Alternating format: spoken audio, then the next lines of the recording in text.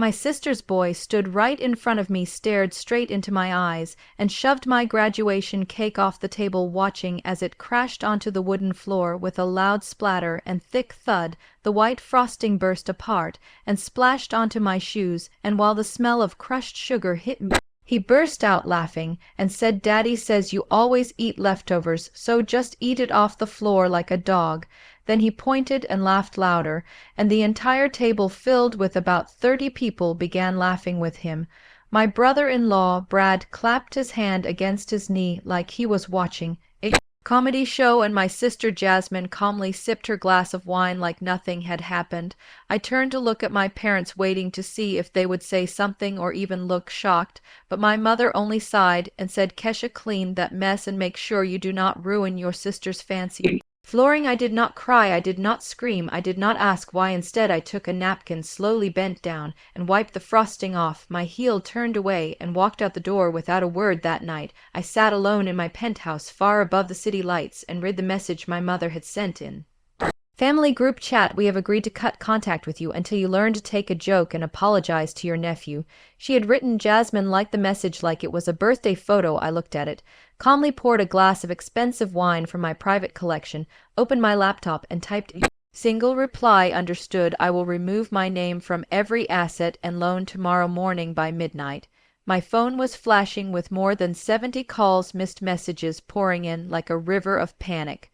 But let me take you back and show you how I brought their entire world crashing down in less than 24 hours. My name is Kesha. I am 32 years old, and I have been the invisible wallet of this family since I was old enough to understand debt. I grew up in Atlanta, where the message was always clear. Jasmine, the light-skinned, green-eyed golden child, was the one they showed off, and I was the dark-skinned daughter who had to work twice as hard for a quarter of the praise. My parents, Calvin and Bernice, lived for appearances. They wanted people to see them as a classy, successful family. But behind that image was nothing but overdraft notices and dreams paid for with my hard work. They tell people I am just an assistant at some office because I never correct them, but the truth is I am a corporate crisis manager. When major companies face ruin because of a scandal, they call me. I fix the unfixable. I earn $400 an hour and fly private when needed, but to my family I am just the help. In 2024, I finally reached a major milestone. I earned my PhD in economics after years of sleep deprivation and sacrifice. My parents said they wanted to host a barbecue in my honor at Jasmine's house in Buck Head. I had a bad feeling, but I said yes. I baked a custom cake with gold leaf and the words Dr. Kesha on top. I paid $300 for it and carried it with care into my old Honda that I still drove just to keep up appearances. When I arrived, I parked next to a sparkling white Range Rover and a black G-Wagon, both luxury vehicles paid for by loans in my name. Brad had a credit score lower than 500, and Jasmine had burned hers years ago. I walked into the backyard with the cake, thinking maybe for once they meant what they said, but it was never about me. It was a showcase for Jasmine's outdoor kitchen, a polished display of her designer lifestyle. All the guests were her friends, dressed in linen outfits, sipping fancy cocktails. I saw none of my colleagues, none of my friends, even the neighbors and church ladies were people Jasmine wanted to impress. As I stepped onto the patio, Jasmine glanced up from her phone in a designer dress that probably cost more than I made in a week back in college. She said, "Oh, you are finally here. Use the side gate, please. We do not want dirt tracked through the house. The housekeeper just left."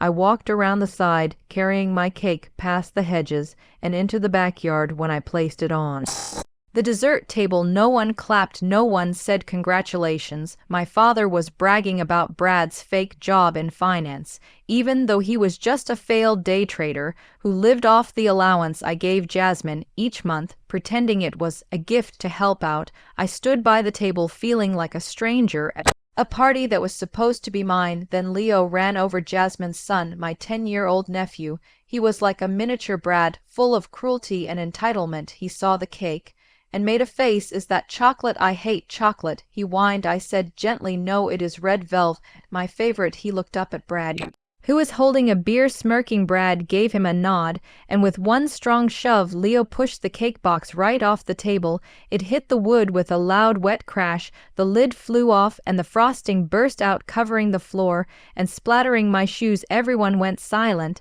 Then Leo laughed and shouted, "Oops, Daddy said you like leftovers anyway, eat it off the ground, you look like a dog. When you are mad." Brad laughed so hard he had to hold his stomach. Jasmine rolled her eyes and waved for one of the waiters. "Kids will be kids," she said calmly. "Do not be so dramatic. It was just a cake. Honestly, it looked kind of cheap." My mother frowned and said, "Kesha, get some paper towels. That frosting has dye in it. And if it stains your sister's new deck, you are paying for it." My father took a sip of his drink and turned his head like he saw nothing. "Something in me snapped, not loud, just silent, like a cable inside me." Finally, giving up after years of pressure, I had paid for their cars, their credit cards, Leo's school tuition. Every emergency they had was handled quietly by me, while they treated me like I owed it to them. I looked down at the ruined cake and the boy who was now sticking his tongue out at me. I looked at my family and saw clearly. They did not see me as a person, they saw me as a wallet with legs. I did not reach for a single napkin. I pulled a clean one from the table, wiped my shoe slowly, and deliberately dropped the frosting-soaked cloth on top of the cake, and said, "I am leaving." My voice was calm and quiet. My mother grabbed my arm and hissed, "You cannot leave. We still have to take the family photo for the church newsletter. And you have not given Leo his gift. Let go of me," I said, pulled my arm free, and walked toward the gate. Brad shouted from behind, "Ya, run off, loser. Do not forget to send the car payment tomorrow." I drove straight home, not to the rundown place they thought I lived in, but to my real home, a penthouse on the 45th floor in downtown Atlanta. A place they did not even know existed. I parked, handed the keys to the valet, and rode the private elevator up to my sanctuary of glass and stone. I poured myself a glass of vintage wine and sat in silence, looking out over the lights of the city. My phone buzzed. It was the group chat from the family. A long message from my mother. "Kesha, your behavior was embarrassing. You humiliated us in front of the deacon and Brad's colleague. We have decided to cut ties until you apologize to Leo and pay for the cleaning." Jasmine reacted with a heart. Brad added, "Do not think you can skip the car payment." I stared at the screen. They really thought cutting me off was punishment. They had no idea they were threatening me with freedom. I took a slow breath and opened my laptop. I logged into my private banking portal and pulled up a file I updated every month for the past 10 years. It was titled Family Liabilities Item 1. The mortgage on Jasmine and Brad's house, $1.2 million, with Brad as the borrower and me as the cosigner. Item 2. The Range Rover and G-Wagon, both leased under my name. Item 3. The business loan for Brad's failing investment company, a $50,000 loan I had documented with a signed promissory note he had never paid back. I began typing my reply in the group chat message received. "I will honor your request to end contact. As such, I will be removing my name from all financial responsibilities starting tomorrow at 9 in the morning. Enjoy." The silence. I hit send, then I blocked every number. I slept peacefully for the first time in years. The next morning I woke up as the sun began to rise through the tall windows of my penthouse. The sky was soft with gold and pink, and the city below moved like a quiet machine. I got dressed in my favorite navy blue power suit, adjusted the lapels, and tied my hair back tightly, the way I always did when I meant business. By 8 o'clock, I was seated in the office of my personal banker, who greeted me with a nod and a fresh cup of black coffee. "Good morning, Miss Williams," he said as he closed the door behind us. "What can we do for you today?" "I need to activate the withdrawal clause on the mortgage for the property on Peachtree Road," I told him, "and I am reporting both the Range Rover and the G-Wagon as being in unauthorized use. I want them repossessed and returned to the dealership before the end of the day." His eyes widened slightly as he looked over the documents I had placed on his desk. "Miss Williams, you understand that revoking your name from the mortgage will trigger an immediate demand for full payment on the entire balance, right?" "Yes, I understand," I replied. "And once I remove my guarantor status, their loan will be recalculated using subprime interest rates, which could jump from 3% to 18% or more correct. That is correct, he said quietly. I signed the paper and slid it across the polished oak desk. Do it, I said without hesitation. Next, I called my lawyer. I need you to send a demand letter for the $50,000 loan Brad owes me. I said give him 24 hours to pay in full, or we file a lien against his personal property. My attorney assured me it would be handled immediately, and he would send a confirmation once the letter was served by 10 o'clock.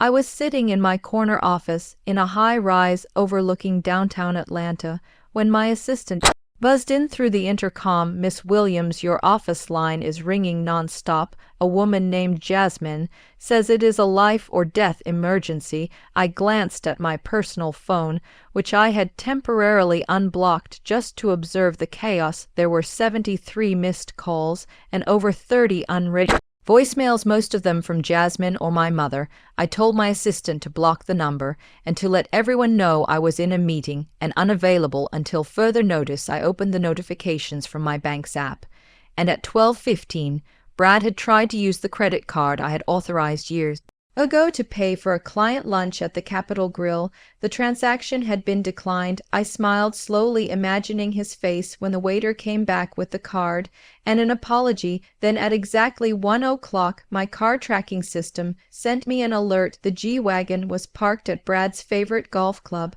I forwarded the location to the repossession service with a note marked priority pickup. I leaned back in my chair, crossed one leg over the other, and watched the messages begin to pour in from unexpected places. Now that my mother and sister had realized I was not responding, they escalated things. They began reaching out to people from the church community, aunties, cousins, even the pastor's wife. My phone began vibrating with texts like, Kesha, how can you do this to your own family? Your mother is heartbroken. God does not like ugly. Kesha, this is not how a Christian woman behaves. My lips curled into a cold smile. They were trying to use shame. They were trying to activate guilt and force me to fold. It was an old move, something they had done all my life. But they did not realize I had been preparing for this moment for years. I opened a folder on my phone labeled Receipts and scrolled through screenshots I had taken years ago. I found the exact images I needed. Old group chats Brad had with his frat brothers where he mocked my family, and the church ladies calling Sister Patterson a loud old hag, and the pastor a broke pimp in a cheap suit. I selected the screenshots and sent them individually to each of the women who had messaged me with a simple note, before you judge me, you should know what my brother-in-law really thinks of you. Silence followed, complete silence. Not one of them replied, not one had the nerve to defend him. I knew the gossip would spread like wildfire. By the end of the day, the church would be ablaze, and Jasmine would feel the heat. At exactly 3 o'clock, Jasmine sent a desperate text. The bank just called. They said our mortgage payment is increasing to over $9,000 a month immediately because you pulled your name off the loan. We cannot pay that. This is illegal. Fix it. I replied, it is perfectly legal. You should have read the contract you signed. You wanted me out of your life. I am out. Then my phone rang again, but this time it was a number I did not recognize. I answered, and Brad's voice exploded through the line. Listen, you little which he shouted. They towed my car in front of my clients. Do you know how embarrassing that was? I am a vice president of a firm. You are ruining my reputation. No, I said calmly, you ruined your reputation when you laughed at the woman paying your bills and treated her like dirt. And by the way, since you are walking home, you might want to check the sidewalk. Maybe there is some cake down there for you to eat. I hung up and took a slow, deep breath. But I knew this was only the beginning. Brad was the type of man who got dangerous when he lost control, and I could feel it coming within minutes. I got an alert from my credit monitoring service. Someone was trying to open a new line of credit using my social security number. The attempt had come from an IP address at my parents' house. They were not just angry now, they were crossing the line into criminal behavior. I called my private investigator.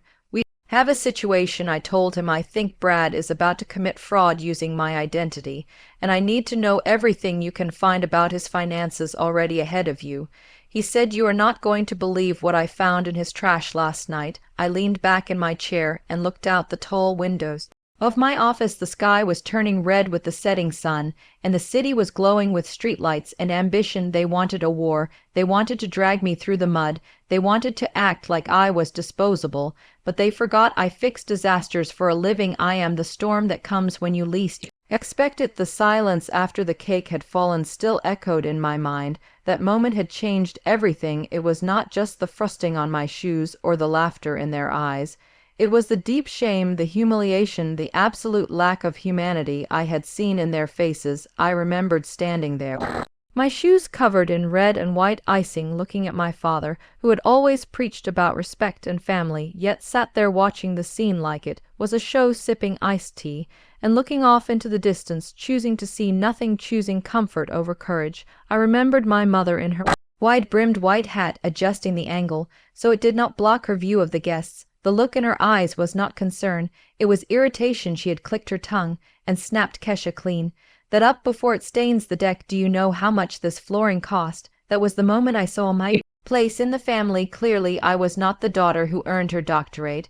I was not the woman who paid their bills. I was the help, the cleanup crew, the one who wiped the floor when her own child was mocked. I remembered Brad kicking my shoe lightly like he was moving a dog out of the way. He had said, "Get to scrubbing unless you want Leo to show you how to eat it first." I remembered Jasmine waving her hand like I was causing a scene. "Please, Kesha, just handle it. You are making this a drama." Not one person said sorry, not one guest stood up and defended me. I was the show, and they all were waiting for the next act, but I had written a different ending. I bent down slowly. Everyone thought I was about to grab paper towels and obey.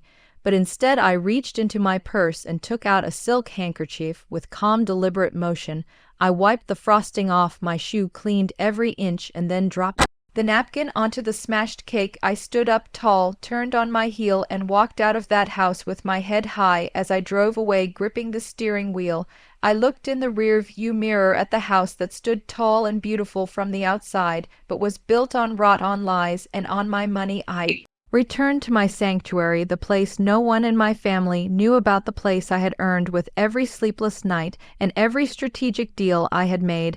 I stepped out into the lobby, greeted the concierge by name, and rode the private elevator to the top floor. When I stepped into my home, I kicked off my shoes and poured another glass of wine. I walked barefoot across the heated marble floor and looked out at the city spread out beneath me, Atlanta, glowing in the night. They thought I went home to cry. They thought I was broken, humiliated, and poor. They had no idea I lived above them in every way.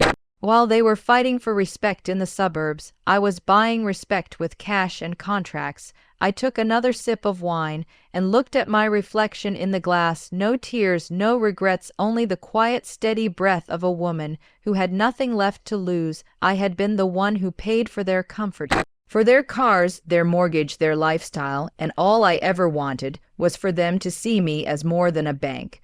But now I was done. I was no longer the silent giver. I was the one who held the power, and I was going to use it. The next 48 hours unfolded like a movie written by Karma herself. My sister Jasmine tried to get ahead of the storm by calling everyone she knew in the neighborhood, crying about how I was ruining her family and threatening to leave her homeless, but the sympathy she expected never came. Instead, the news began to spread that the luxury lifestyle she flaunted was built on my back. The expensive cars, the high-end private school for Leo, the custom kitchen, and even the marble floors everyone admired were paid for by me.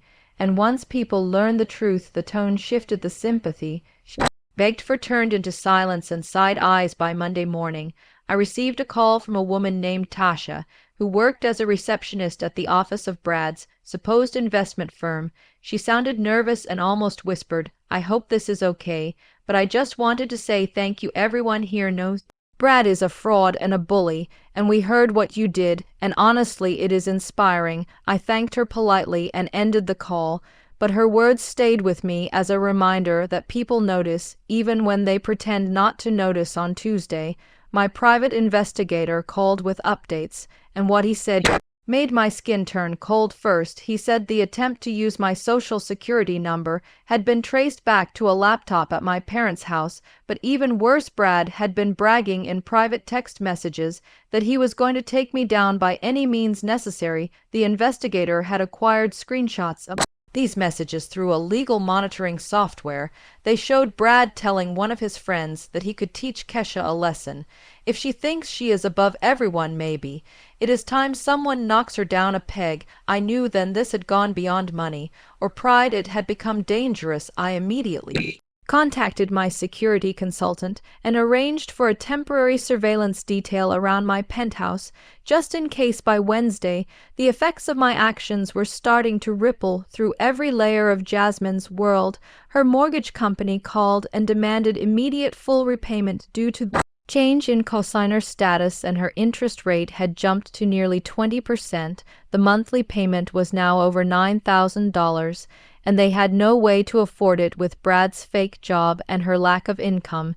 Since she had left her real estate license inactive years ago, the Range Rover had been taken by the dealership at dawn, and the G-Wagon was towed during a lunch date, leaving her stranded in front of her friend Camille, who immediately posted a vague story on social media with the words, "If you live off someone else's dime, the least you can do is not bite the hand that feeds you." And while Jasmine tried to act like she did not care, she privately messaged Camille, calling her a backstabbing cow, and accused me of turning people against her. All I had done was step away and let the truth speak for itself. By Thursday, Jasmine showed up at my office building with Leo dragging behind her, holding a half-melted cake in a cheap plastic box. She did not make it past the lobby. My assistant called me from downstairs. "Miss Williams, there is a woman here claiming to be your sister. She says she wants to make peace and is holding what she described as a peace offering." I asked her to describe the woman. "Is she wearing a coral blazer and black sunglasses?" "Yes, she is," my assistant said. "And the child has cake on his chin. Tell her we are not accepting visitors today." I said, "But thank her for the dessert and ask her if she would like a receipt for the items she still owes me." My assistant stifled a laugh and relayed the message. A few minutes later, I received a blurry photo of Jasmine storming out of the building with Leo behind her, looking confused and sticky. The next day, the church newsletter released their latest edition, and on the second page was a large note from Sister Patterson addressing recent events in the community without naming names. She wrote, "Some of us smile in our neighbor's face while robbing their children of dignity. Some of us eat from the hands we bite and then complain about the flavor. Let us not be vipers dressed in silk." The message hit harder than a direct attack because everyone knew who it was aimed at. The social tide turned faster than I expected. People began leaving comments on Jasmine's carefully curated posts asking if she had congratulated her sister on her PhD yet, and whether she planned to return the gifts she had taken. Over the years, Jasmine turned off comments, then deleted her profile entirely. By Saturday, I received a text from my mother that simply said, "I am ashamed of you, Kesha. You should not destroy your own family to make a point." I replied calmly, "I did not destroy anything, I just stopped paying for it." The same night, I went to dinner with a few of my colleagues at a high-end restaurant downtown, and as we clinked glasses to celebrate my recent promotion, I felt a peace I had never known before. It was not just about the money or the revenge, it was about finally stepping out of the role they had assigned me for so long, the quiet one, the helper, the background support. I was finally standing in my own spotlight without guilt or apology. Later that night, as I was preparing for bed, I heard a soft knock at my door. It startled me because the building had tight security and unexpected visitors were rare. I checked the camera and saw Jasmine standing there alone in the hallway, looking small and tired. I hesitated, then opened the door a few inches. She looked up at me with eyes that had lost their shine. "Can we talk?" she asked.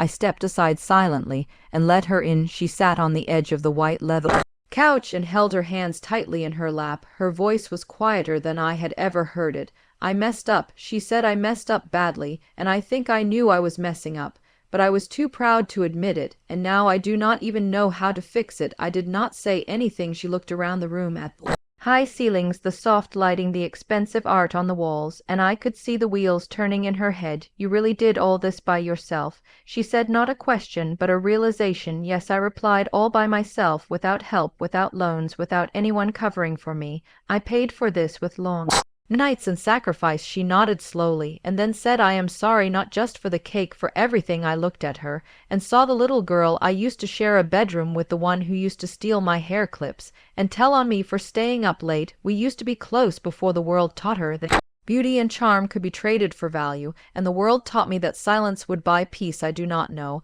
if I can forgive you yet, I said, but I hear you and I hope you mean it. She nodded again and stood up. I will figure it out somehow, she said. I will pay you back for everything, even if it takes me years. I said nothing, and she left quietly, the door closing behind her with a soft click.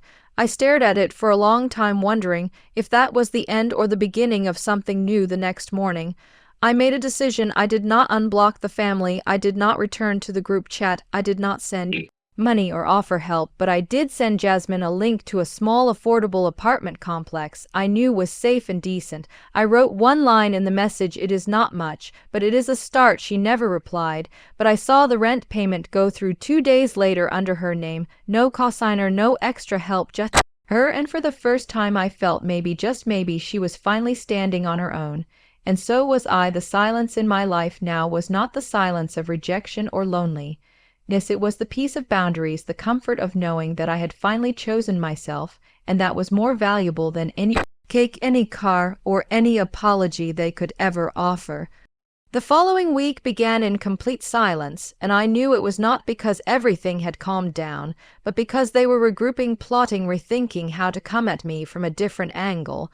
My mother did not call, neither did Jasmine, and Brad was nowhere to be found on social media or in any professional circles. I suspected he had gone into hiding or was laying low because the financial damage I had triggered had started to take full effect by then. The private investigator had completed his deep dive into Brad's finances, and what he discovered was worse than I imagined. Not only had Brad lied about the position he held at his so-called firm, but he had also used fake business cards to convince others of his title, when in reality he was a commission-based freelance contractor barely scraping by. He had multiple unpaid credit card accounts, had defaulted on a private loan, and even had a warrant issued for a traffic violation in another state. I sat there in stunned silence as the investigator read through the list of offenses and said, if this man tries to come after you legally or financially, he has no ground to stand on and no credibility to his name. And the most ironic part, he added, is that all the power Brad ever claimed to have came from the illusion that you were behind him financially. Once that vanished, his entire empire fell apart like wet paper. I thanked him for his work and closed the folder that now held every dirty secret Brad had ever tried to hide. It was like holding a weapon, but I did not want to use it unless he forced me to. A few days later, I received a letter in the mail from my father. It was written on his usual beige stationery with his name printed in old-fashioned script at the top. The handwriting was slow and careful, and the first line hit me like a stone. Daughter, I raised you to be better than this. I paused and took a deep breath before reading the rest. He went on to talk about how families must forgive, how women should know their role, how pride would tear us apart, and how it was my responsibility to be the bigger person because I was the one who had more, the one who had made it, the one who had succeeded, and therefore should shoulder more. I sat with that letter for a long time. It was not angry, it was not cruel, but it was soaked in the kind of quiet manipulation I had grown up around, the kind that asked me to burn quietly for the sake of appearances, the kind that asked me to swallow pain to avoid making others uncomfortable. I wrote back only 2 lines. Thank you for your letter. I no longer accept the role of silent provider. It was a declaration of freedom, and it felt like taking the first full breath of air after years of drowning. 2 days later, Jasmine sent a photo of Leo in his new school uniform, along with a message that read, thank you for the apartment, we are okay. He likes his new school, he misses you. I stared at the photo of my nephew, who had once smeared cake on my shoe and laughed at my pain, and for First time I did not feel anger, I felt sadness not because I missed them, but because of how much he had already absorbed from the adults around him, how quickly children learn to mimic cruelty. When it is dressed up as family, I did not reply not because I wanted to be cold, but because the silence was still healing me, and I was not ready to break it not yet. That weekend I treated myself to a getaway at a small quiet cabin in the Blue Ridge Mountains. I packed my books, my favorite robe, and a bottle of red wine. I left my phone on silent and allowed myself to sink into the stillness. The first morning there I woke up early, wrapped myself in the soft robe, and stepped out onto the deck where the sun was rising over the trees. The birds were singing, the air was cool and clean. And for the first time in years I felt like my body was no longer clenched with tension.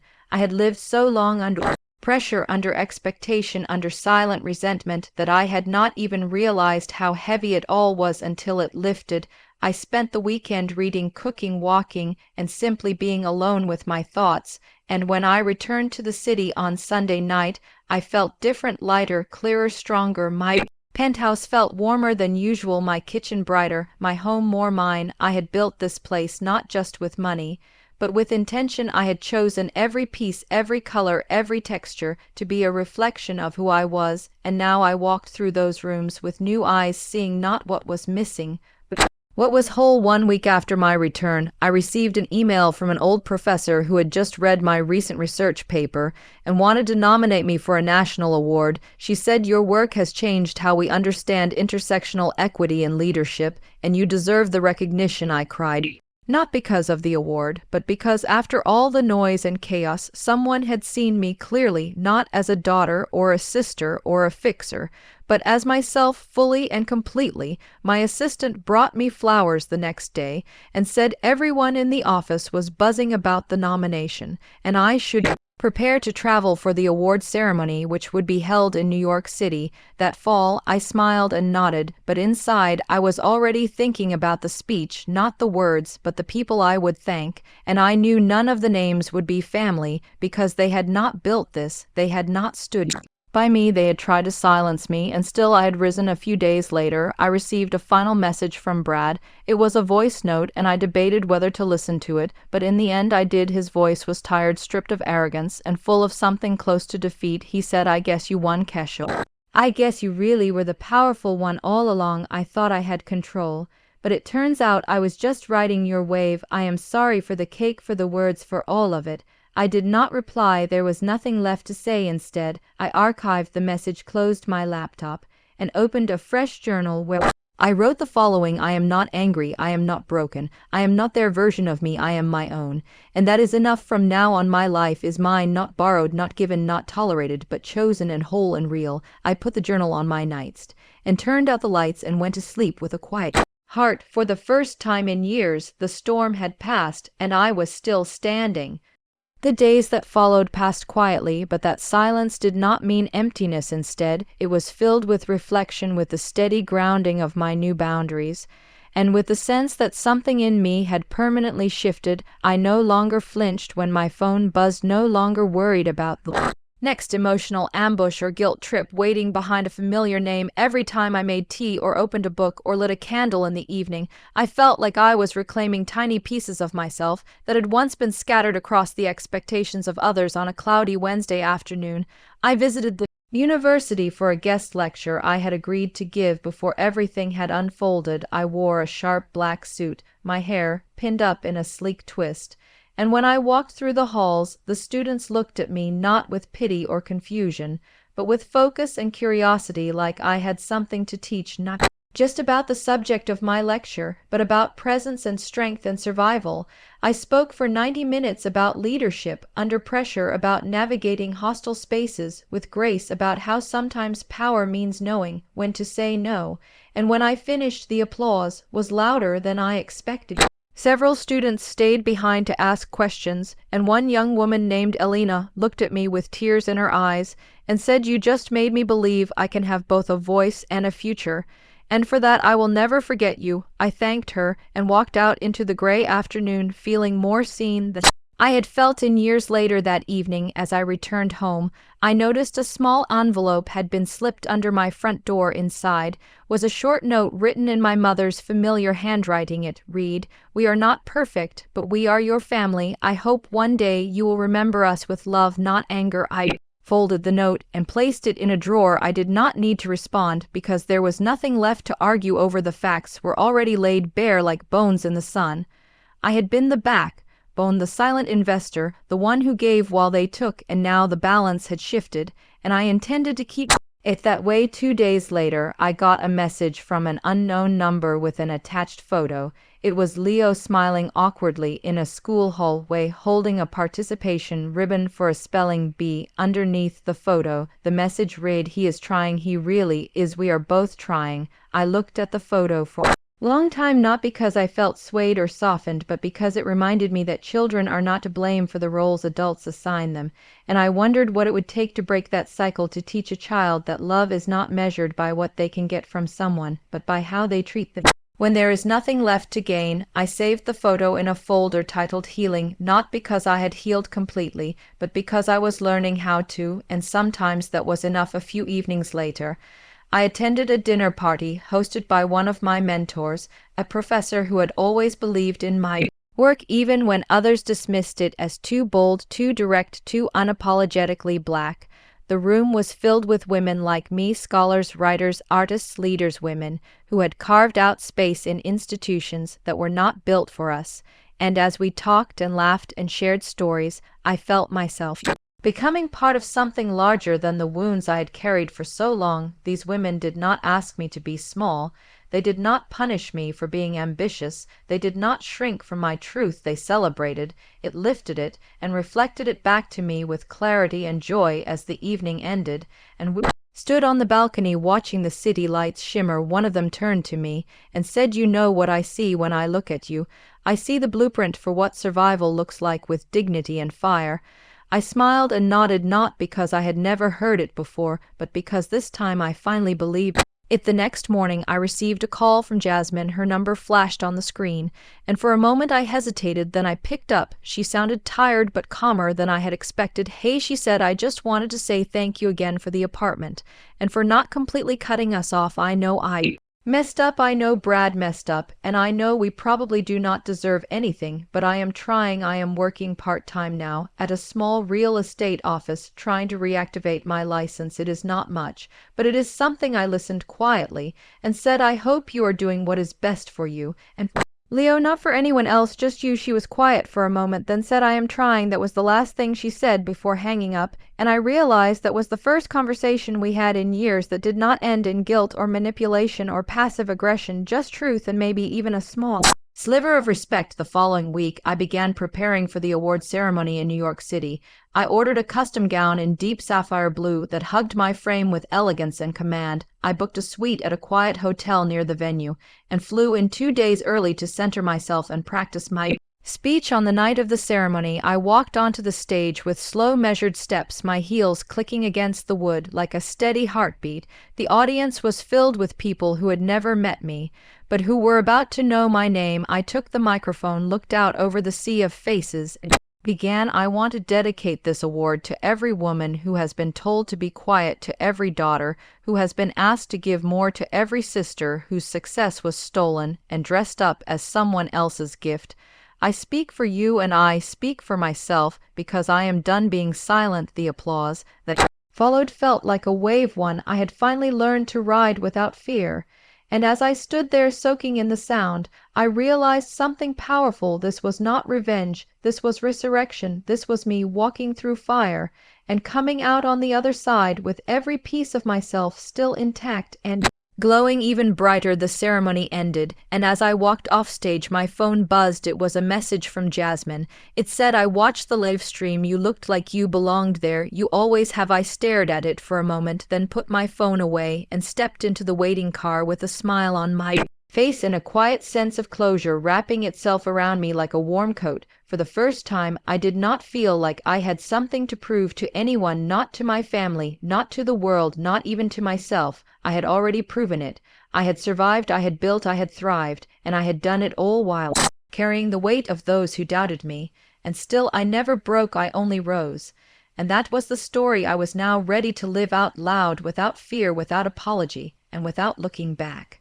That night I sat alone in my apartment, staring at the walls, thinking about how far everything had gone, and how different the air felt around me now. There was no sound but the ticking of the clock and my own heartbeat, and both seemed to echo against the silence that came after a storm. My mind kept going back to that moment when I stood up for myself in front of everyone, and said what had been living inside me for years, words I never thought I would say out loud. But once they left my mouth, I could not stop them, nor did I want to. I remembered my mother's expression, frozen between disbelief and pride, like she could not decide which one to wear. I remembered Jasmine's forced smile and Brad's clenched jaw, and the way Leo looked away, not from shame, but from confusion. Maybe he did not even understand the weight of what had happened. Maybe he never would. Maybe that was the point. They had all lived so long in a world where I was the quiet one, the one who would clean up their messes and never raise her voice, and suddenly that world had cracked open, and they had to see me as I truly was, not just the girl who gave and gave, but the woman who had learned how to take back her name. My phone buzzed, and it was a message from Jasmine, just 2 words, "I'm sorry." I stared at it for a while before locking the screen and setting it down. I was not angry anymore, not in the way I had been before. The anger had changed now. It was colder, more focused, like a blade, sharpened not for revenge, but for protection. I was not planning to get even, I was planning to get free. And there was a difference. The next morning I got up early, went for a long walk around the lake, and let the wind brush against my face as if to remind me I was still here, still whole. The city felt different too, or maybe I was just seeing it with new eyes. Everything looked sharper, the trees, the water, the birds overhead. I had been so wrapped up in surviving that I forgot what it felt like to simply exist without fear of the next call or the next obligation that would drain me. I went home, made tea, and opened my laptop. I started writing again, really writing, not for work, not for anyone else, but for me. The words came slowly at first, but then like a river that had been waiting to break through. I wrote about loyalty, about betrayal, about family and silence and power, and what it meant to draw a line, not in anger, but in clarity. I poured years of silence onto the page, and with every word I felt lighter. Later that week, I got a call from my cousin Mariah, who had seen the video clip someone posted online from the dinner party. She said, "Girl, you were fire. I wish Auntie could see you now." I laughed and said I think she already did. Mariah asked how I was holding up, and I told her the truth. I said I'm tired, but it's a good kind of tired, like the kind you feel after climbing a mountain and finally reaching the top and sitting down to breathe in the view. She said, "That sounds like healing," and I realized maybe this was what healing looked like, not a clean line or a straight road, but a series of small moments where you choose yourself over and over again. I spent the rest of the day cleaning my space, not because it was dirty, but because I wanted the energy to match the woman I was becoming. I threw out old things that reminded me of the years I spent trying to be enough for people who never saw me. I donated clothes I no longer wore, deleted numbers from my phone that belonged to people who only called when they needed something. It was not dramatic, just necessary, like pruning a tree so it could grow stronger. That night, I lit a candle, played soft music, and sat in the quiet again. But this time the quiet did not feel empty. It felt earned. Jasmine messaged me again the next day, this time a longer message. She said she had talked to Brad, and they both realized they had crossed a line, that there were no excuses, and that if I never wanted to speak to them again, she would understand. I read the message twice, and then once more. It sounded sincere, or at least more sincere than anything she had said in years. But I still did not reply, not because I was being cruel, but because I needed space to decide what kind of relationship, if any, could exist between us now. A week later, I was invited to speak at a panel about women in leadership, hosted by a national nonprofit. I said yes immediately, not just because of the opportunity, but because I was ready to use my voice for something that mattered. I arrived early, dressed in navy and silver, confident and grounded. When it was my turn to speak, I walked to the microphone, looked out at the crowd, and told them about resilience, about boundaries, about what it meant to find your own worth when everyone else had tried to define it for you. I did not name names, I did not need to, but I told the truth in a way that resonated. I saw women nodding, eyes glistening, phones raised to record, And in that moment I felt powerful, not because they clapped for me, but because I knew that what I said came from a place of fire that had turned into light. After the panel, a young woman approached me and said, "Your story reminded me that I am allowed to walk away from what hurts, even if it comes from my own family." I hugged her and said, "You are allowed to walk away, and you are also allowed to come back if you ever want to, just make sure it is on your terms." That night I lay in bed thinking about how far I had come and how far I still wanted to go. I was not done growing, not by a long shot, but I had shed a version of myself that had kept me small, and that was no small thing. I closed my eyes and dreamed not of confrontation or sorrow, but of quiet mornings and long conversations and laughter that did not carry the weight of obligation. I dreamed of freedom, and when I woke up I felt like I was one step closer to it. The next afternoon I received a letter in the mail, no return address, but I knew the handwriting. It was from my mother. Inside was a short note and a photo of me at my graduation, the one where I had been smiling before the cake incident, before the words that broke everything. Her note said, "I was proud of you, then I am proud of you now. I do not know if I will ever understand everything you carry, but I see your strength, and I hope you will forgive the ways I failed you." I placed the photo on my desk beside my computer and whispered, "I forgive you," not because she asked, but because I was ready, because holding on to the pain would not bring me peace, and I was choosing peace now, even if it came slowly, even if it had to be rebuilt from ground up. That was how you rebuilt a life, not all at once, but brick by brick, breath by breath, truth by truth, and I was ready to keep building until it felt like home. The morning sun poured in through the window, and for once I let it hit my face without rushing to move or hide from the light. I had nowhere to be, and no one waiting to pull me into their drama, which felt like freedom in its simplest form. I got out of bed slowly, like my body was finally catching up with the pace of my spirit. I made tea in silence and watched the steam rise while my thoughts wandered to everything that had brought me here, all the pain, the betrayal, the moments I had swallowed my truth just to keep peace that never truly existed. And I felt something shift deep inside me, not loud transformation, but a quiet certainty that I would never go back to being the girl who stayed quiet just to make others comfortable around mid-morning. I opened my inbox and saw a new message from Jasmine. She had written a long apology again. This time she said she understood if I needed more time, but she hoped one day we could talk, not to argue or defend, but to simply understand each other. I read every word slowly, and though part of me wanted to delete it without thinking, I found myself reading it again, this time with less anger and more curiosity. Was she really trying to change, or was this another performance crafted by guilt? Only time would tell, but for the first time I felt no pressure to respond. Not today, not tomorrow, may be not ever. That choice alone gave me more peace than any apology ever could. Later that day, I met up with Mariah at a small cafe downtown.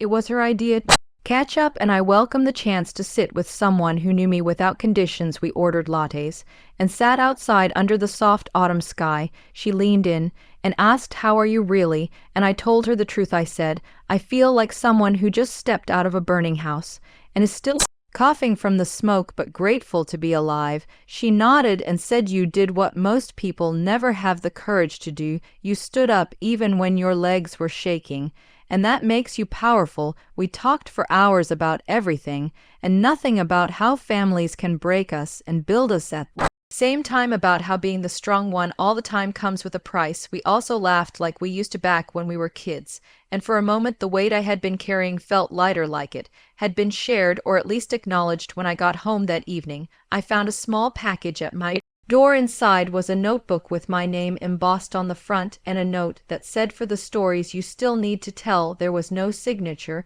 but I had a feeling it was from Mariah. I sat down at my desk, opened to the first page, and began writing, not the past, but the future, not revenge, but release. I wrote about the kind of life I wanted to live, filled with honest connections, clear boundaries, and soft mornings where I did not have to brace myself for the next emotional ambush. I wrote about laughter that came easily, about conversations that did not leave me drained, and about a home that felt safe, not just because of walls, but because of the energy inside them. As the days passed, I kept writing, and with each page I felt myself expanding, like I was becoming more of who I had always been underneath the layers others tried to mold me into. I started reconnecting with old friends who had drifted away not because of conflict but because I had become so consumed with keeping my family intact that I forgot to nurture the relationships that truly fed my soul. One of those friends, Shayna, invited me to a weekend retreat in the mountains focused on mindfulness and self-discovery. I almost said no out of habit, but something told me to go, so I packed a small bag and let myself say yes, for once without guilt. The retreat was quiet and beautiful, surrounded by trees that whispered secrets only the wind understood. We meditated by the lake, cooked meals together, and shared stories around a fire that cracked and glowed like a living heartbeat. During one of the evening circles, a woman named Renee spoke about forgiving her mother, and not for her mother's sake, but for her own, because carrying that pain was like drinking poison every morning and hoping it would heal her. Hearing her speak felt like someone had read a page from my own heart, and I felt tears slip down my face, not from sadness, but from recognition. That night, I stood under the stars and whispered to the sky, I am ready to let go of what does not love me back. I am ready to step into the life I choose, not the one chosen for me. When I returned home, the city felt new again, not because it had changed, but because I walked past familiar streets with unfamiliar freedom. My steps lighter, my mind clearer, even my reflection in store windows seemed to belong to someone who had survived a storm and learned how to dance in the rain instead of waiting for the sky to clear. Jasmine sent one more message, this time just one sentence: "Thank you for teaching me how to see." I stared at it for a while before closing the app without responding. I did not need to say anything. My silence was not anger, it was peace. It was choosing not to reopen a wound just because someone finally learned how to see the scar. In the weeks that followed, I got a new job offer, one that aligned with my values and gave me room to grow. I moved into a smaller but brighter apartment decorated with plants and art that made me smile every time I walked in. I started cooking again, not just for survival, but for joy. I played music, danced barefoot, and laughed loudly with friends who made me feel like I belonged, not because of what I could do for them, but because of who I was. I began volunteering at a local shelter, reading to kids on Saturdays, and it filled me with a sense of purpose that had nothing to do with being useful and everything to do with being present. The more I poured into myself, the more I realized how empty I had been, running on fumes for years because I thought love meant sacrifice, but now I knew love also meant balance, and that I deserved the kind that nurtured, not drained, the kind that saw me fully and met me there. And as the season changed, so did I, not into someone new, but into someone true, someone who no longer begged for space at a table that was never built for her, someone who had learned how to build her own tables, set it with care, and invite only those who brought peace instead of pain. The next morning, I woke up earlier than usual with my heart feeling heavier than before, as if the dreams from the night had poured the same weight back into my chest. I sat on the edge of the bed for a few minutes trying to gather the strength to start the day, and when I looked at my phone there were several messages waiting from Jasmine, all sent between 3 and 4 in the morning, each one longer than the last. She was saying she could not sleep. She had been thinking and regretting and asking herself how she could fix the damage. I scrolled through them quickly, not because I did not care, but because I had already seen this pattern from her before the middle of the night: guilt, the overflowing texts, the desperate need to reset things without really addressing the root of the harm. And I felt tired of this cycle, tired of being pulled back into a story I had already stepped out of. I did not respond. Instead, I made myself get dressed and left the house without even eating breakfast. I just needed air, space, movement. And as I walked through the neighborhood, I passed by the park we used to visit when we were younger. Jasmine and I would go there during the weekends, pushing her son on the swings, sitting on the benches, talking about everything and nothing, and it struck me how those memories no longer brought warmth, but a strange ache instead, as if I were mourning something that had never fully existed. I sat on that same bench and let the silence fill me until I heard footsteps approaching. It was a woman with 2 kids laughing, chasing each other around the playground, and the sound reminded me that life was still happening outside my own pain. People were living, laughing, healing in their own ways. I went back home a few hours later and finally replied to Jasmine, but I kept It's short. I said I needed more time and space, that her apologies meant little without action, and that I was not ready to reopen the door just because she was knocking again. She read the message almost immediately, but did not respond this time, and I felt a wave of relief. I spent the next few days focusing on small things, cleaning out drawers that had not been touched in years, throwing away clutter, rearranging books and clothes. It felt like clearing space outside of me, helped clear space inside. Too, Mariah came over one evening, bringing my favorite snacks and her usual ability to make any room feel lighter. We watched a movie and talked, and then without warning she looked at me and said, "You know, you do not owe anyone a happy ending with them just because they share your blood." And it hit me harder than I expected. I had always believed that somehow I was responsible for making things better, for keeping the family together, for fixing the cracks, even when the fractures were not mine. And hearing her say it aloud gave me permission to release that burden. Slowly, I began to revisit old journals, reading entries from years back that detailed moments I had forgotten or maybe just buried. Pages where I wrote about Jasmine, dismissing my feelings about her son's behavior, about how she would laugh off his cruelty or even defend it. Pages filled with my confusion about whether I was being too sensitive or expecting too much, and now reading them with clearer eyes, I saw the patterns I had once ignored and the deep hurt I had carried for too long. I decided to write a letter, not to send, but for myself, a way to pour it all out and close the loop. So I wrote everything, the truth about how I felt, the betrayal, the humiliation, the silence that followed the dismissal, that burned more than the cake on the ground. I wrote about the birthday, the graduation, the moment her son mocked me, and she stood there doing nothing, and how that one moment shattered years of belief I had held about what family meant. I folded the letter and placed it in the back of the notebook Mariah had given me, and it felt like setting down a stone I had carried in my chest for far too long. Around that time, I also got a call from my aunt on my mother's side. She had heard bits and pieces of what happened and wanted to check on me. Her voice was kind and familiar, and she listened without interrupting as I told her my side, and for the first time someone from the family said, "I believe you, and I am sorry that you went through," that she did not make excuses for Jasmine. She did not tell me to forgive and forget. She just acknowledged the pain, and that was all I needed to feel seen by someone in that circle of blood that so often looked the other way. She invited me to visit her a few towns over, and I agreed, deciding to make it a weekend trip, something for myself.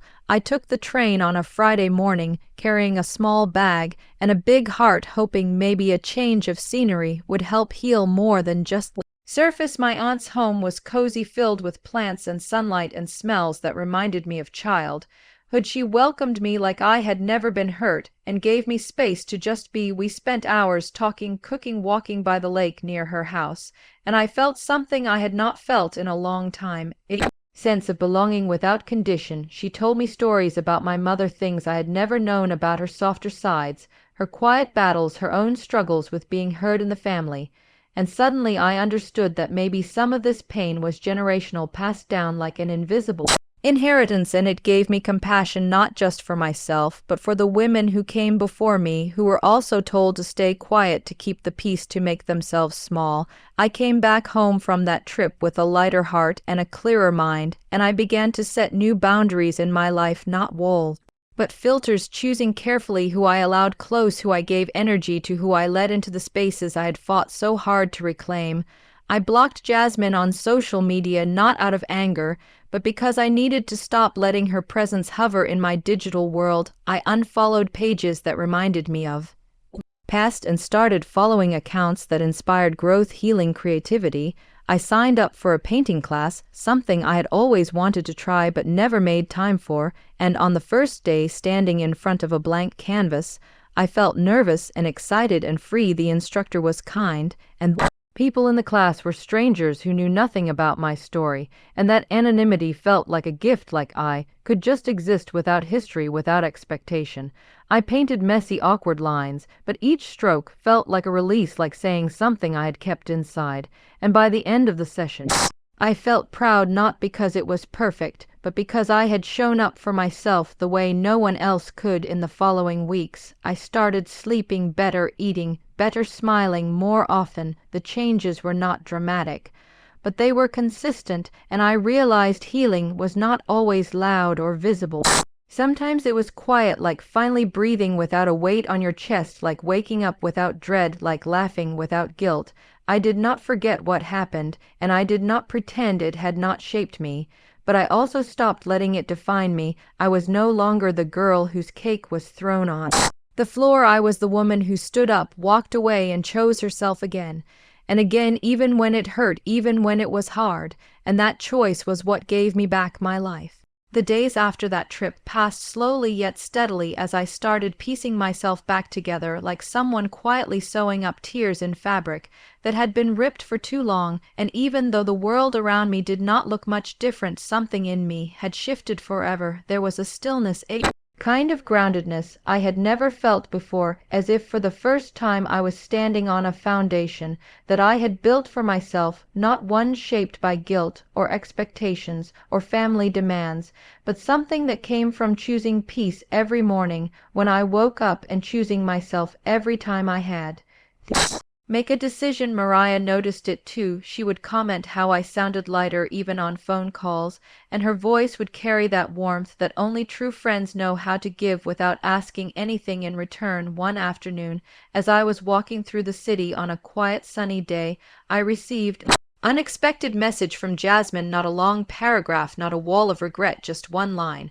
I understand if you never want to speak to me again, but I am truly sorry. I stared at it for a long time, not knowing whether I should respond, not knowing if I even had anything left to say to her. I took a breath and put the phone back in my pocket, choosing silence, choosing to let that moment pass without opening the door again, because I knew that even if her apology was real, it did not mean I had to accept it. Not when it had taken so much just to feel like myself again.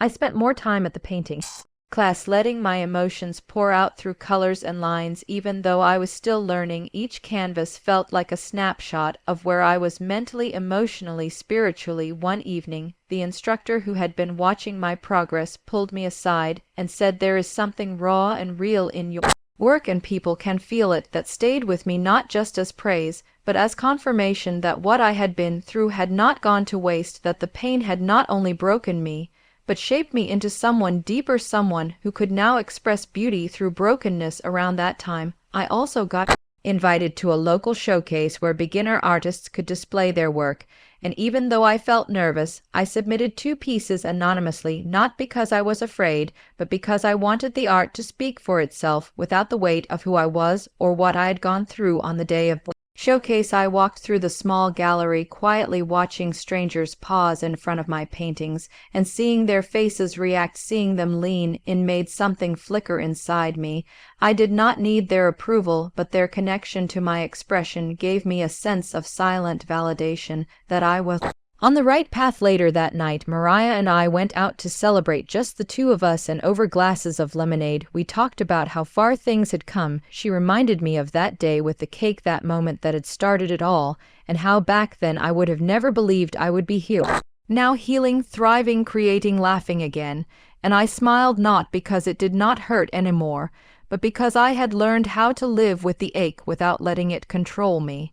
I had become someone who chose joy despite the shadows, someone who built light in places where others tried to leave only darkness. Not long after that, a small online magazine focused on emerging artists reached out to me. They had seen my work at the showcase and wanted to feature one of my paintings along with a short piece about my journey.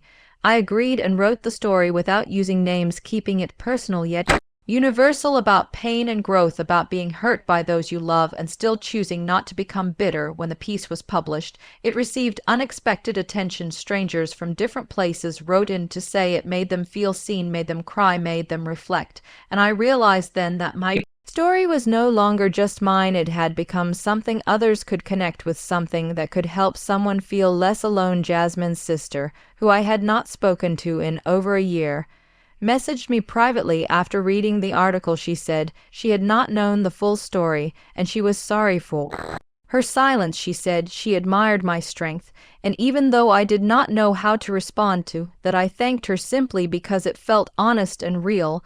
I never asked her to pick sides, and I still did not want her to, but her words mattered because they came without strings, without expectation. I continued growing in quiet ways, exploring new parts of myself that had nothing to do with anyone else. I started journaling more regularly, not just when I was upset, but even when I felt content, writing about the little victories like getting out of bed without dread or cooking a new recipe successfully or meeting someone new at the art class who made me laugh. I also took up early morning walks before the world got loud, before the city woke up. Those moments of solitude helped me center myself, reminded me that no matter how chaotic life could get, I still had the ability to create for myself, even if just for 20 minutes a day. One morning during one of those walks, I found a small notebook on a park bench. It had been left behind, and when I opened it, I saw pages filled with someone else's thoughts, raw, messy pages about love, about fear, about not being good enough, and I read them carefully, feeling the echoes of my own past in those words. I left the notebook where I found it, hoping whoever had written it might return. But I also felt strangely connected to that unknown voice, another reminder that our pain was never truly isolated, that somewhere someone was fighting their own silent battles too, and that maybe healing was not about erasing scars, but letting them become part of the landscape of who we were. In the quiet of that morning, I thought about how everything had changed, and yet so much had stayed the same. The world still spun, people still hurt, people still healed, and all I could control was how I chose to move forward, and I chose to keep moving with grace, with honesty, with art, with boundaries. I no longer waited for Jasmine to reach out, and I no longer feared what would happen if she did, because I knew who I was now, and I knew what I deserved, and that was peace, not perfection, not apology, just peace, and a life that felt like mine, not one built on making others comfortable at my expense. And that realization was more powerful than any confrontation, any revenge, any dramatic ending. It was the quiet truth that I could walk forward free, not because justice had been served, but because I had learned to live without needing it to be that way, and that was enough. Weeks passed with a kind of quiet rhythm that wrapped itself around my days like a soft blanket, and I found myself settling into a peaceful routine, one that no longer revolved around waiting for people to apologize or explain or return my calls. I was finally making decisions that put my heart first, and that feeling was not just new, it was powerful. I spent more evenings painting, more mornings walking, more nights reading books I had ignored for years. And somewhere in that stillness I began feeling proud of the person I had become. It was not some loud transformation, it was quiet, internal, but deeply rooted in everything I had survived. Then one day, in the middle of organizing some old boxes at the back of my apartment, I came across a folder full of letters, drawings, school awards, things I had saved from the years I was close with Jasmine, and her family memories I had tucked away so carefully because back then I thought they were treasures. I held one of the drawings in my hand, a crooked little picture from her son with stick figures of me and him, and a cake with the words, "You are the best." And for a moment I felt a sharp ache in my chest, followed by a deep breath that carried no bitterness, just sadness and peace. I knew I had truly moved on because I did not feel like tearing it up or throwing it out. I simply placed it back in the folder and slid it under the bed where old things could rest without needing to be forgotten completely. It was strange how healing sometimes looked like, allowing old things to stay where they were without letting them control where you were going in the coming weeks. Jasmine messaged again, this time longer. Her words were careful, almost hesitant. She said she had been doing therapy, that she was slowly realizing how many things she had let go unchecked. She admitted she had failed me as a sister, and that she understood it might be too late to fix things. She did not ask for forgiveness, just said she wanted me to know that she had changed, and that if I ever wanted to talk, she would be there. The message was honest, I could feel it. And for a brief moment I considered replying, but something held me back, not anger, not revenge, just the clear knowledge that I did not need to reopen wounds to prove they had healed. I put the phone down, and instead of spiraling into memory, I made myself tea, sat by the window, and watched the city move on without waiting for anyone to catch up, and I let myself be part of that motion, quietly, steadily. That weekend Mariah invited me to a retreat for women healing from emotional family trauma. It was in the hills just outside the city, and though I was unsure about being surrounded by strangers, I trusted her enough to go the first night around a circle of candles. Each woman told her story, and when it came to me, I hesitated not because I did not know what to say, but because I no longer felt the need to define myself by that pain. Still, I spoke. I told them about the cake, the words, the silence that followed, and how it broke me for a time but built me into someone new by the end of it. My voice shook a little, but my spine stayed strong, and the women around me did not offer pity, they offered understanding, and I realized how rare and beautiful that kind of space was. A few days later, I returned home with a new kind of calm inside me, one that no longer feared running into the past or being caught off guard by reminders. I had faced them all, and still stood tall. One afternoon, while walking through a park, I heard someone call my name and turned to see Jasmine's husband standing a few steps away. His face looked older, not just from age, but from weight, the kind that came from long silences and unspoken truths. He greeted me quietly, and after a pause said, "Thank you for not destroying us with everything you could have said or done. Thank you for walking away." I looked at him, and all I could say was, "I did it for me, not for you," and he nodded like he understood. We did not talk long, just exchanged a few words about how life had been, and then parted without a promise to meet again. Just two people who once shared a storm, now standing in the sun on different shores. A week after that encounter, I received a package at my door. No note, just a small wrapped box. Inside was the cake topper I had bought for my graduation, the one that never made it onto the cake itself, slightly chipped but intact. Someone had taken the time to find it, to keep it, to send it to me. I held it in my hand for a long time, unsure what to feel, until I placed it on my shelf, not as a reminder of what was ruined, but of what I had reclaimed by choosing to live beyond that moment. Later that month, I was invited to speak at a community event about healing through art, and though I felt nervous, I agreed. I shared pieces of my journey through painted canvases and spoken words, and when the evening ended, several people came up to thank me. One woman said, "Your story reminded me that I do not have to carry the weight of someone else's shame." Another man said it gave him courage to walk away from a family that never saw him, and I realized then how deeply our truths could echo in others if we were brave enough to share them. In the weeks that followed, I kept painting, kept journaling, kept showing up for myself in ways big and small, and the more I did, the more I felt like I was truly living, not just surviving. One morning, Mariah showed up with breakfast and said, "I want to celebrate you." And when I asked why, she simply said, "Because you finally see yourself the way I always did."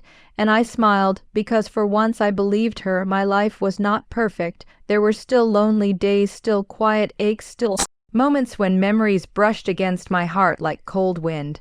But they no longer pulled me under. I had become someone who could feel deeply without breaking, someone who could love fiercely without losing herself. And that to me was more valuable than any closure, apology, or grand reconciliation. I did not need anyone to fix the past, because I had already built a future from its pieces. And every step I took now was a reminder that I chose myself, not in anger, not in pride, but in love, the kind of love that heals, the kind of love that lasts. The weeks that followed passed slowly, and even though I kept myself busy with work, errands, and peaceful nights at home, I could not ignore the quiet that had settled over everything around me. It was not the peaceful kind of quiet, it was the kind that feels like something is missing, like a piece of the air had been cut out, and no one had noticed. At first I thought maybe I was just tired of the drama and trying to move forward, but deep inside I knew it was something else. The damage had been done, and there were no more arguments, no more messages, no more fake apologies, just silence, but not healing kind, more like an unfinished sentence hanging in the air. I kept checking my phone without meaning to, as if expecting another text from Jasmine or even her son or husband. But there was nothing, not a single word, since that message she sent weeks ago, and though I had told myself I was done, I realized that part of me still wished someone would do the right thing. Even once, one evening, while walking back from the store, I saw a car parked near my building. It was not familiar, but something about it made me pause, and sure enough, when I got closer, I saw Jasmine inside, sitting behind the wheel.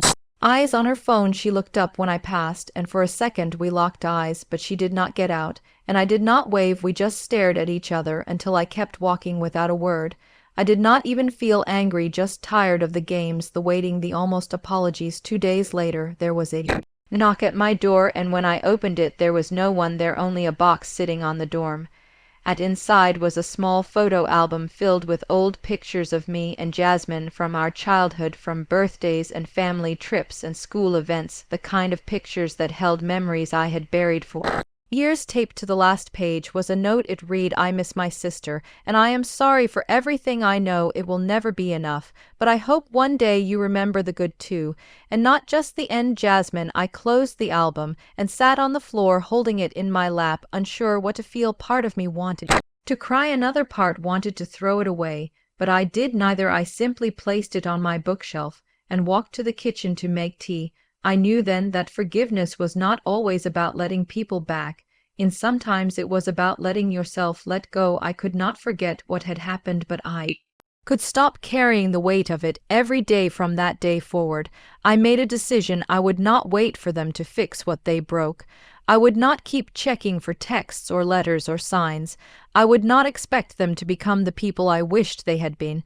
I would focus on me, on my life, my dreams, my peace. A few weeks later, Mariah invited me to a community gathering. She was hosting a space for women to speak about family wounds and healing through art and words. I decided to go, not to talk but to listen and support. But when I arrived and saw so many brave women sharing their story, something shifted in me. They talked about betrayal, abandonment, broken trust, and survival. They cried and laughed and held each other like sisters who had never met before. When Mariah asked if anyone else wanted to speak, I surprised myself by standing up and walking to the front. I told my story, not all of it, just the parts that mattered, the cake, the words, the silence that followed, the pain of being hurt by your own blood, and the strength it took to stand anyway.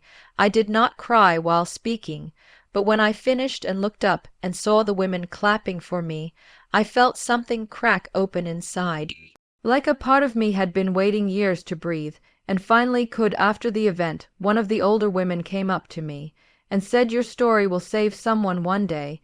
And maybe it already has. I held on to that sentence like a gift. In the days that followed, I painted more than ever. Each stroke on the canvas felt like a word I had not spoken, and the more I painted, the lighter I felt. I no longer needed to explain myself to anyone or prove that I had been wronged. The truth was in my voice, in my silence, in my choices, and that was enough. One evening, while sitting on my balcony watching the sun fade, I received a message from Jasmine. It was long and unpolished, but real. She said she was getting help, that she had started therapy, that she was beginning to understand how she had let her hurt shape how she treated others. She said she missed me every day, and that if I never wanted to speak again, she would accept that. She just wanted me to know she was trying. I read the message twice, then locked my phone and stared at the sky for a long time. I did not reply that night or the next day or the week after, not because I hated her, but because I had nothing left to say that would change anything. I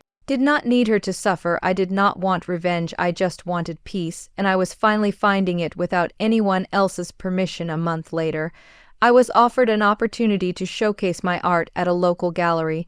Mariah had submitted some of my pieces without telling me, and the curator had reached out asking if I would be willing to display them.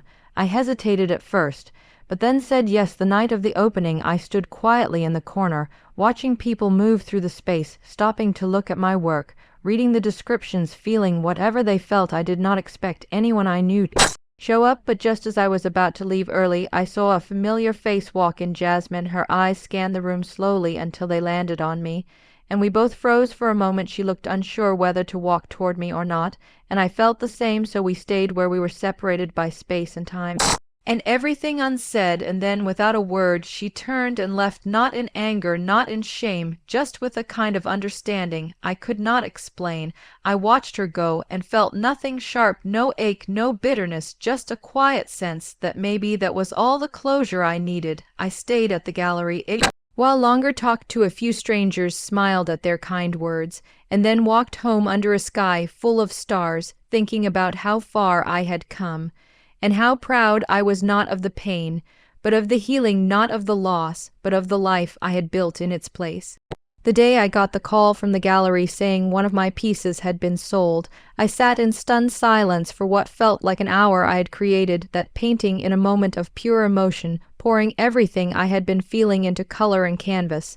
And now it had found a home. Someone had looked at my story painted in silence and seen beauty, strength, maybe even a bit of themselves in it. I hung up the phone with shaking hands, and tears welled up in my eyes, not from sadness, but from something deeper, something that felt like being seen. For the first time in years, I had started painting as a way to survive, but now it was helping me live, not just exist in the shadows of what had happened.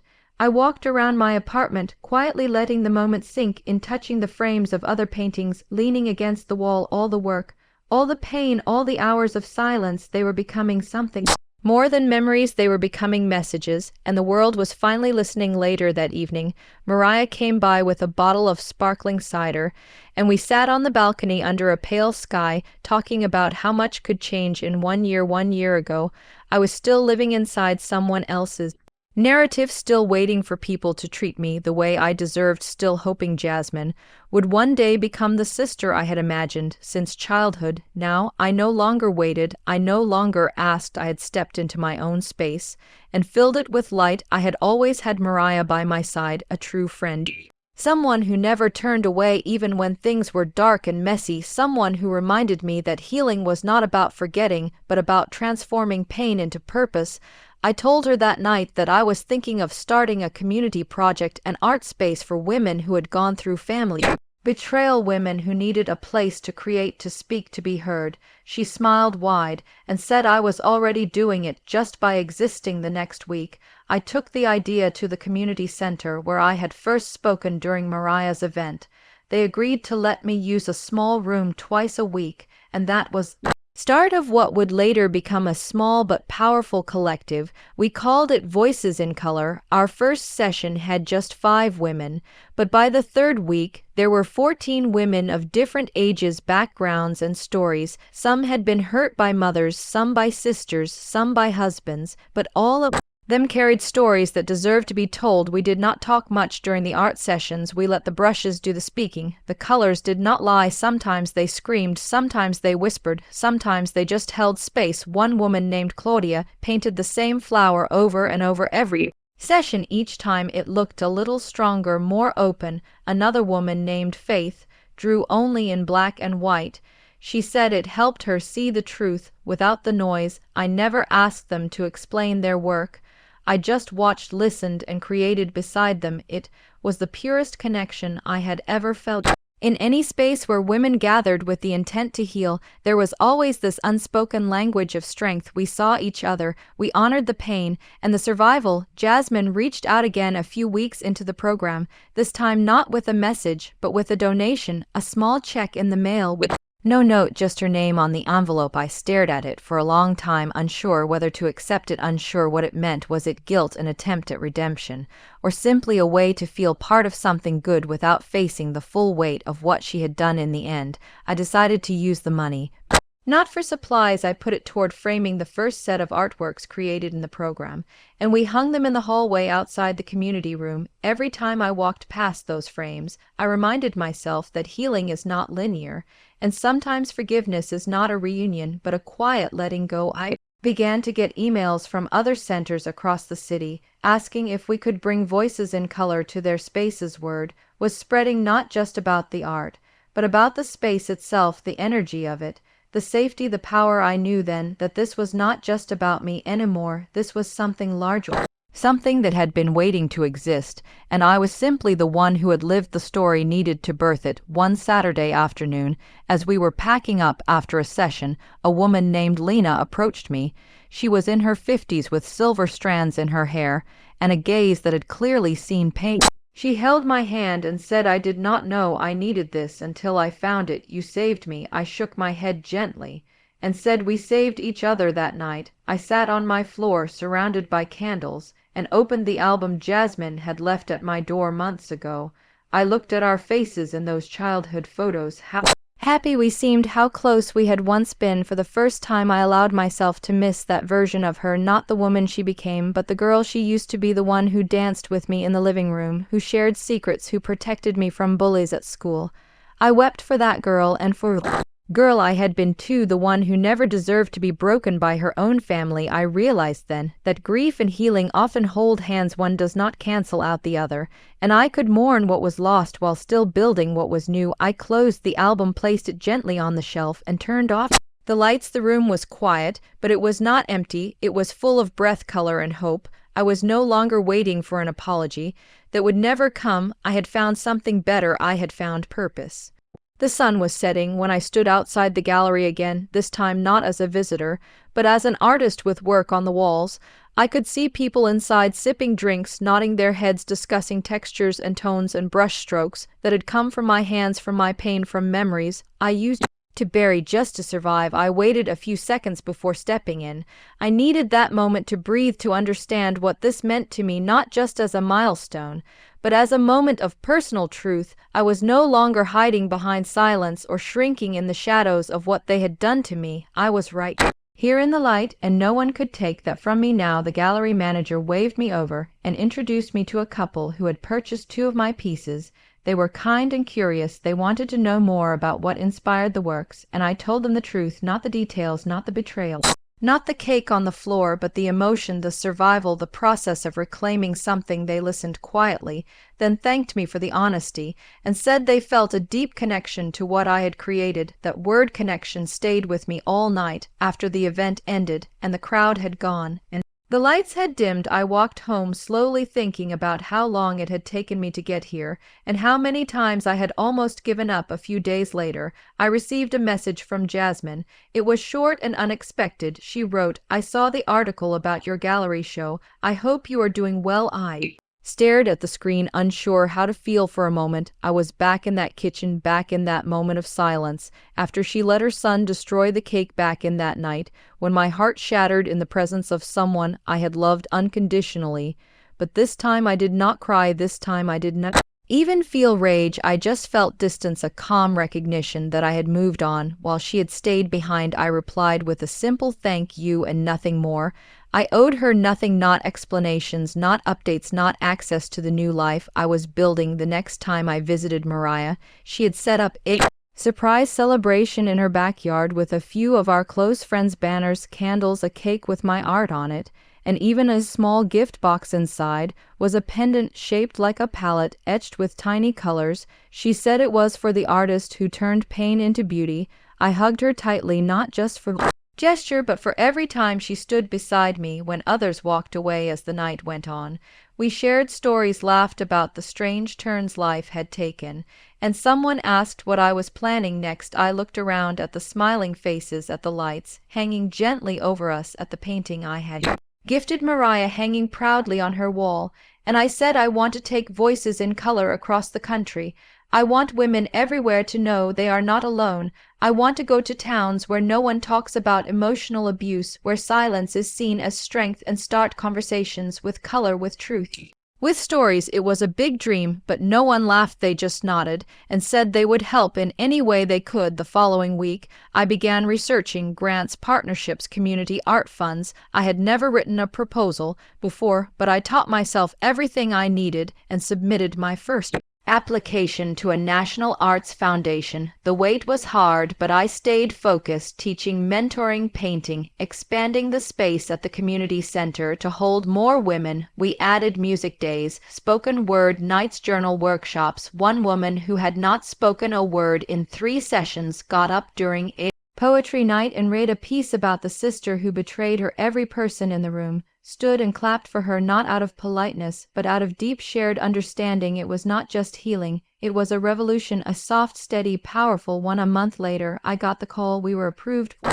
funding, not just for 1 year, but for 3. We could travel, host pop-ups, train other women to run sessions in their own cities. I fell to my knees and cried, not from sadness or even joy, but from something deeper, the kind of release that comes when everything you lost starts to bloom into something new. Mariah hugged me tightly and said, I told you the world needed your voice, and I finally believed her fully. The first city we visited was small, tucked between mountains, quiet, but full of stories waiting to be heard.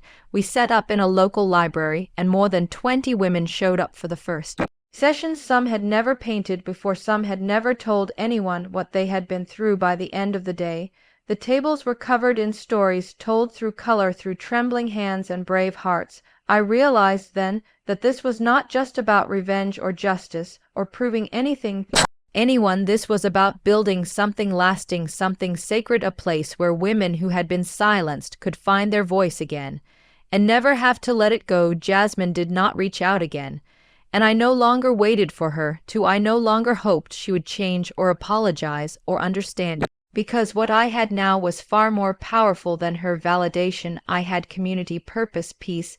I still kept the album she left, the photos of us as children still tucked safely in my drawer, but I never looked at them with longing again, only gratitude for the girl I once was and the woman I had become. I kept one photo of us in my studio, framed not because I missed her, but because I wanted to remember the beginning, the roots, the truth that even from broken soil, something beautiful can grow. As the seasons passed and the project expanded, I met more women who reminded me of myself at different stages. The silence, the anger, the confusion, the rebuilding, I saw all of it reflected back to me in their eyes, and it made me stronger. We were not victims, we were not even just survivors, we were architects of a new world, one where stories like mine were no longer buried under shame, lifted into light, one brushstroke at a time.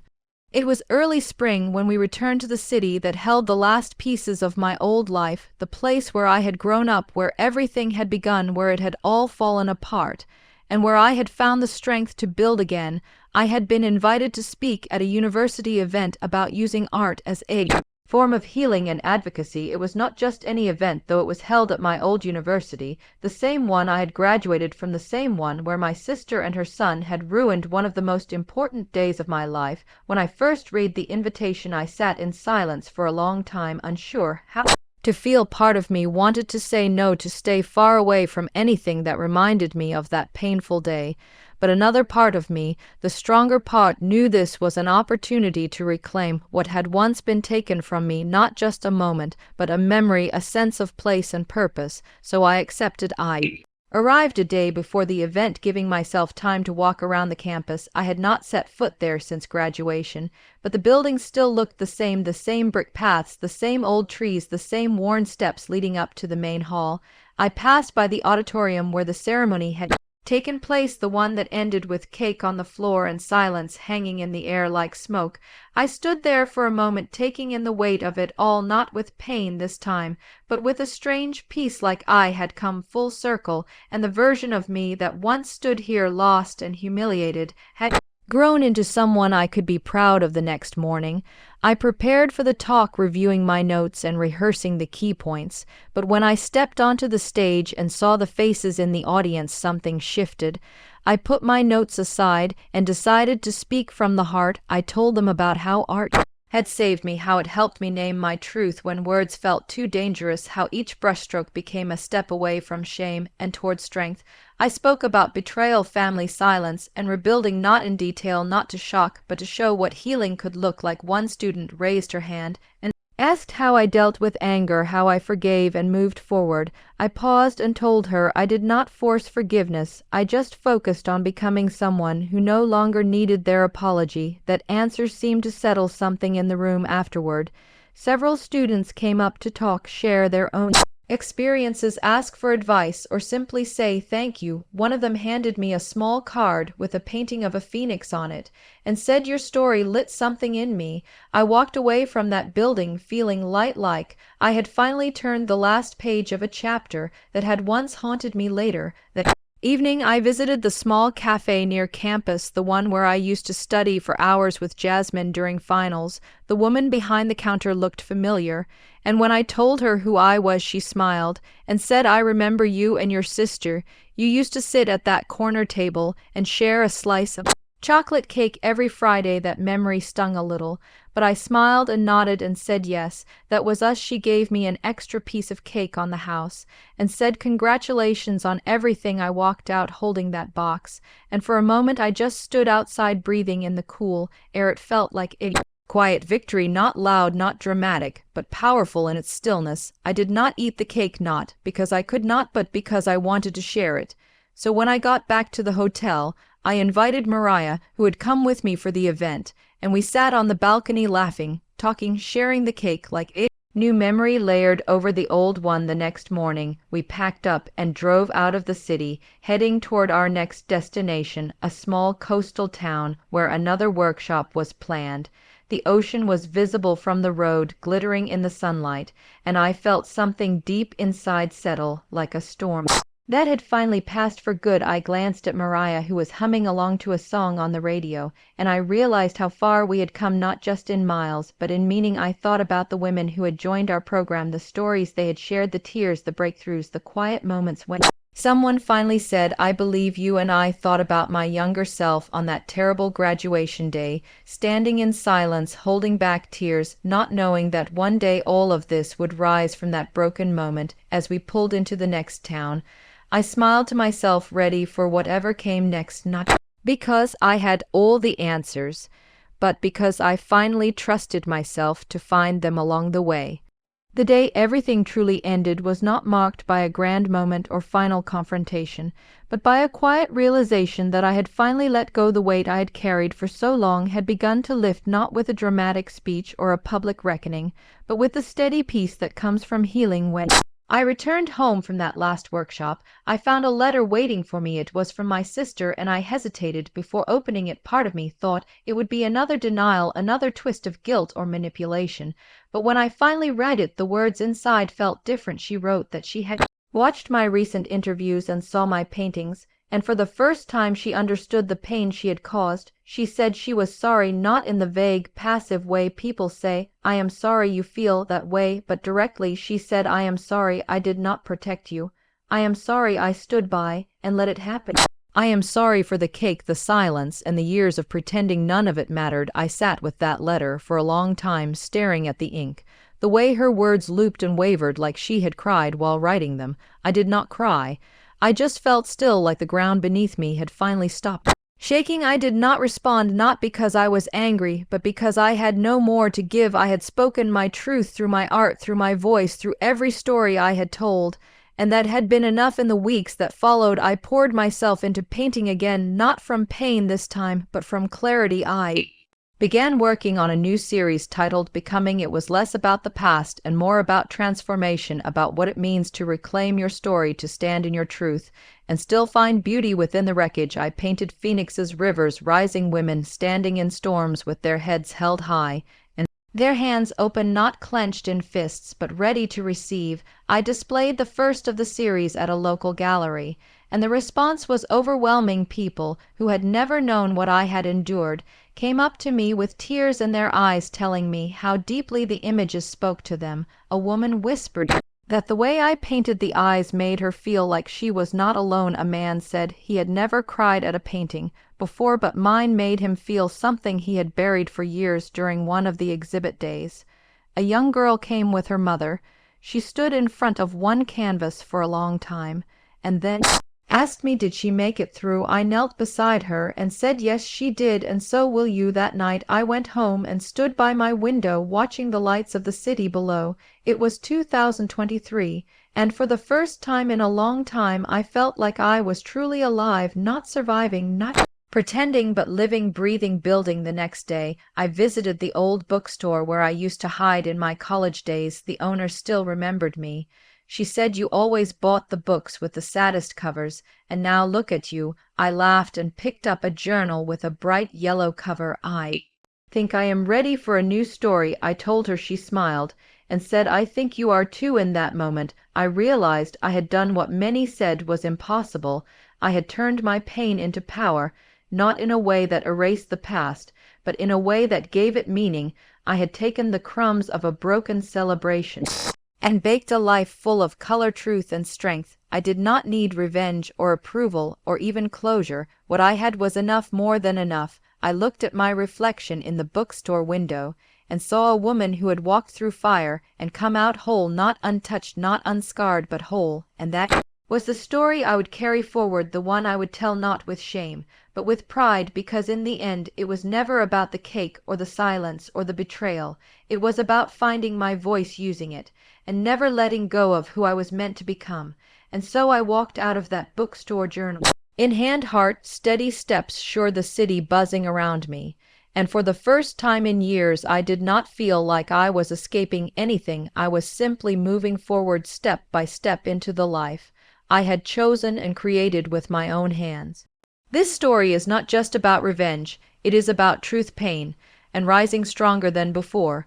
If this hit your heart, then you know what to do. Like the video, drop your thoughts in the comments, and subscribe for more real stories that burn like fire.